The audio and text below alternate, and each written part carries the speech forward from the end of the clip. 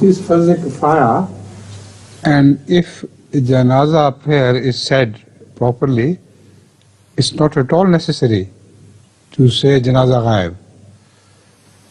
But there are mentioned in the Holy Quran that there is Sakina for Mu'mineen when Rasulullah Sallallahu Alaihi Wasallam leads the Janaza prayer. So extending it unnecessarily, I think no caliph can be compared in any way, even to Rasulullah Sallallahu Alaihi Wasallam's shoes. But people, when they don't find him alive, they think perhaps the caliph's prayers will be Sakina for us. And this is they feel very strongly. So they keep writing to me, bothering me about it. Please say a Janaza prayer. I said, you don't know who will die first. But they say, if we die first, please.